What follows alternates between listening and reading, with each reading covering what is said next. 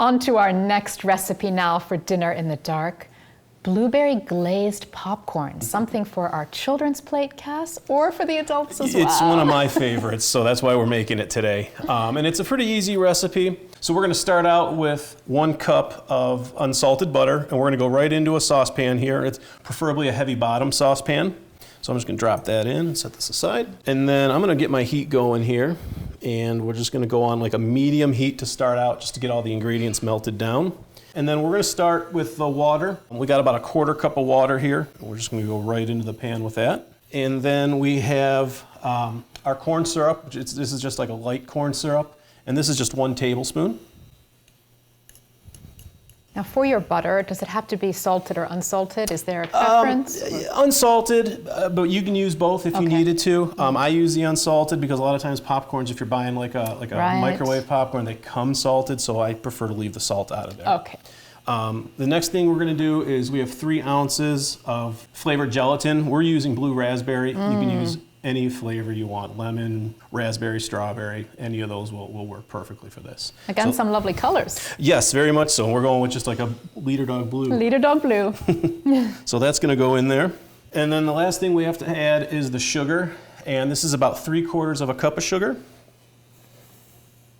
And then we're just going to let this come up to temperature. We're going to just go to medium heat here. And it's going to take a moment for all of this just to melt down. Now I want to ask you a question, Sure. Cass. I notice you have your thermometer on the side of the bowl, so that is an important part of this recipe? It is, yes. So the reason we're doing that is we want to be very specific with temperature that this comes up to. We need this to get to anywhere between 250 to 265 degrees, and we're going to be able to tell that easily by using a candy thermometer. If you don't have a candy thermometer, what you can do is you can just take like a little bowl of water, and using a utensil, once this comes, gets to a boiling hot temperature, put a few drops into the water, and if those drops turn into like a candied, like That's a hard a good candy, tip. then you know you've cooked it far enough and it's ready to go. But this is going to take a little bit to get up to that 250 to 265 degree mark. And candy thermometers available at most cooking shops? Yeah, any cooking shop, any like a cake supply store, anything like that. You may even find them at like a grocery store these days because they're carrying a lot more of that gourmet stuff. Wow, the color's beautiful already. Yeah. And I love the notion. You could use lemon, you could use raspberry. Yeah, and it's going to be a nice blue tone there. So we're just going to keep stirring this and let this cook away. And once we hit that 250 degree mark, we're going to move on to the next steps. Okay, so we've reached 250 degrees on our candy thermometer, which we have attached to the pot here. And as you can see, that sugar is kind of turned into like a real thick, sugary syrup. So Melissa, if you don't mind, if you want to just go ahead and hit that pan with a little bit of cooking spray so that it doesn't stick. Now, Cass, do we have any specific sized pan that we need to use? This is a 9 by 13, and that should be good. For something like this, it's better to go larger than it is smaller, because if you run out of room and you got to stir this all together, it's going to start falling out all over the counter and stuff. So 9 by 13 should be good, or bigger. Could you use a Pyrex as well? Sure, absolutely. Anything that'll hold the heat. This is extremely hot, so anything that'll hold that temperature. So I'll go ahead here and spray this. Kind of a heavy coating, would you say? Just a little, just a light coating. That should be good. All right. Okay, and then if you want, go ahead and dump your popcorn in there. This is going to be delicious. Yeah. And while you're doing that, I'm going to get this ready to pour over there. All right, getting the popcorn prepped here, and we'll make sure it's spread out in our. We'll just throw those. Going a bit mad and wild here. We want this to be spread out over the pan. Yep. And while this is going on, we've preheated the oven to 300 degrees. Because after we do this step, we're going to go ahead and bake this popcorn off. So there's your tool. Okay. I'm going to just kind of pour this over at the top here, carefully, not getting any on you, me, or...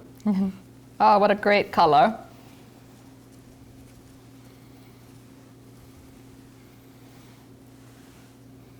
Okay, and if you just want to go ahead and stir that around real careful, not getting any on you. Okay, Get this out of just here. make sure the popcorn's getting this wonderful color coating. Yeah, just stir it around.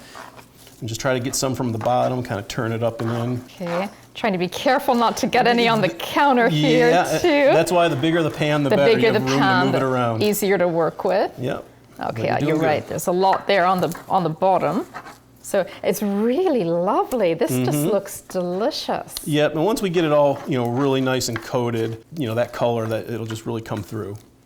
We're lucky to have Chef Cass with us. He has catered and donated so much to Leader Dog over the years, helping us steward so many of our supporters and donors. Thank you so much, Oh, Cass. it's our pleasure. We've enjoyed every minute of it. You've really helped our community grow and the Leader Dog mission. Cass, I'm going to turn it over to you a little bit so people can see how you do that. Yep, I think you did a great job. I'm just gonna get some of those edges and just kind of fold them in from the bottom. What color? Now that we've got it all pretty well distributed, we're gonna go ahead and just level it out, even it out a little here. I'm just gonna set that down. Okay. And then we're gonna put this into the oven. 5 minutes, 300 degrees. We'll pull it back out of the oven after 5 minutes, stir it again, back in the oven at 300 degrees for 5 more minutes, and then we'll be pulling it out.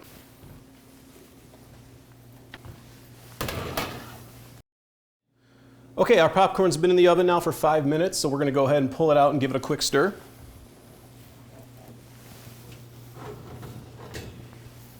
It smells so good. So just being careful here, I'm gonna keep the oven mitt on there and I'm just gonna stir this around. You see it's kind of still really gooey and hot.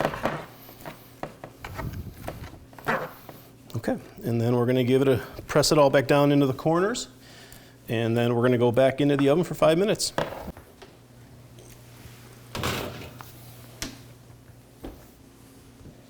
Okay, so the popcorn has baked for its second time for 5 minutes, so we're gonna go ahead and pull it out of the oven. I have to say the room smells wonderful with this.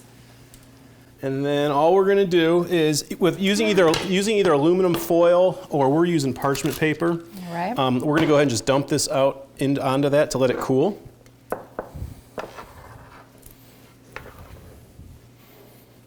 This again is really fun for children. Very much so, yep. And Look at that. we're just gonna kind of press that out, and we're gonna let that cool Okay. at room temperature. And then once that is completely cool and it'll set up firm, we'll go ahead and break it up and make little pieces out of it. Lovely.